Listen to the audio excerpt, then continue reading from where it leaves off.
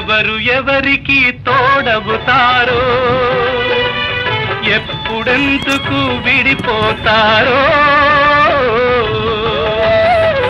మమతను కాదని వెళతారు, మనసే చాలని ఉంటారు. ఎవ్వరి పయనం ఎందాకో అడగదు ఎవ్వరిని, బదులే దొరకదని. అడగదు ఎవ్వరిని, బదులే దొరకదని. కడుపు తీపికి రుజువేముంది, అంతకు మించిన నిజమేముంది.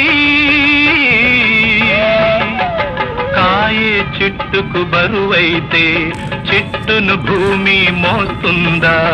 ఇప్పుడు తప్పును తెలుసుకొని